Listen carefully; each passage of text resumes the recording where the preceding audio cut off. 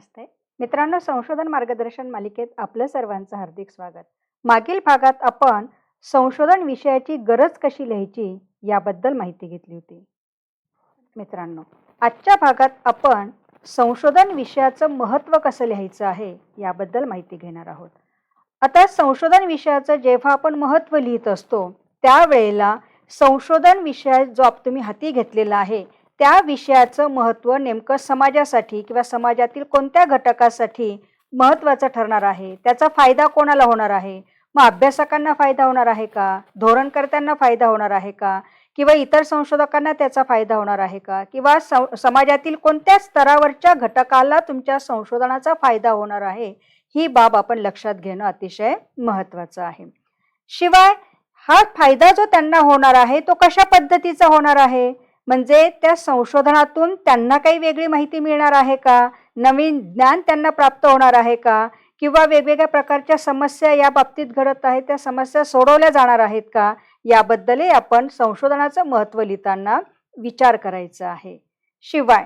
संशोधन समस्येची प्रासंगिकता काय आहे, म्हणजे आत्ताच्या करंट मुद्द्यांचा आधार घेऊन तुम्ही ते संशोधन करता आहात का, की म्हणजे भूतकाळात काही घटना घडलेल्या आहेत आणि त्याचा भविष्यावर काही परिणाम होणार आहे या अनुषंगाने तुम्ही काही विचार करता आहात का, हेही संशोधनाचं महत्त्व लिहिताना लक्षात ठेवायचं आहे.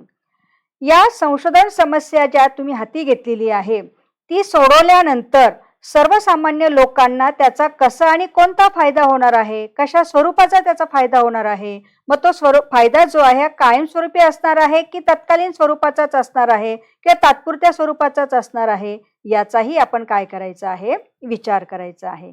शिवाय संशोधनाच्या अनुषंगाने जे काही निष्कर्ष येतील ते पुढील ध्येय धोरण ठरवण्यासाठी कसे फायदेशीर होणार आहेत किंवा उपयुक्त ठरणार आहेत याचाही विचार आपण संशोधनाचं महत्त्व लिहिताना करायचं आहे. नवीन ज्ञान किंवा अद्वितीय अशी काय माहिती आहे किंवा असं काय तुमचं संशोधन आहे ज्याच्यावर तुम्ही भर दिलेला आहे आणि ह्या विषयावर आधारित तुम्ही जो काही सखोल अभ्यास करणार आहात किंवा त्याच्या अनुषंगाने जे काही तुम्ही निष्कर्ष काढणार आहात तर ते असे त्याच्यात विशेष काय आहे, महत्त्व काय असणार आहे, हेही तुम्ही काय करायचं आहे, लक्षात ठेवायचं आहे. शिवाय हे संशोधन समस्येचं महत्त्व लिहिताना ही समस्या जी तुम्ही हाती घेतलेली आहे त्याच्या अनुषंगाने नवीन कोणत्या प्रकारचं असं ज्ञान किंवा अंतर्दृष्टी जी आहे किंवा समज जी आहे त्याचा फायदा होणार आहे किंवा ती प्रदान करणार आहे याचाही आपण विचार करायचा आहे. आपल्या विशिष्ट प्रकारचं जे काही साहित्य असेल किंवा ज्या अनुषंगाने तुम्ही तो विषय हाताळला आहात त्या विषयाच्या अनुषंगाने जे काही साहित्य असेल जे विद्यमान स्वरूपात उपलब्ध आहेत किंवा ज्ञानामधली काही पोकळी राहून गेलेली आहे तर ती पोकळी तुम्ही कशी भरून काढणार आहात याबाबतही आपण काय करायचं आहे, संशोधनाचं महत्त्व लिहिताना विचार करायचा आहे. संशोधन समस्येतून निष्पन्न काय होणार आहे, अशी काय अपेक्षा आहे. इन जनरल आपण ज्यावेळेला विषय हाती घेत असतो किंवा एखाद्या विषयावर काम करत असतो तर त्यावेळेला आपण काहीतरी भविष्यकालीन विचार केलेला असतो की असे जर त्याचे निष्कर्ष निघाले तर निश्चितच असा असा त्याचा फायदा होणार आहे किंवा ह्या बाबी यांचं संकट अशा पद्धतीने टळणार आहे. या अनुषंगाने अपेक्षा नेमकी काय आहे ती सुद्धा थोडक्यात तुम्हाला महत्त्व लिहिताना मांडायची आहे. शिवाय येणारे जे काही निष्कर्ष आहेत हे निष्कर्ष महत्त्वाचे असतील का किंवा ते तसे अपेक्षित असावेत का हे सुद्धा तुम्हाला काय करायचं आहे, महत्त्व लिहिताना स्पष्ट करायचं आहे.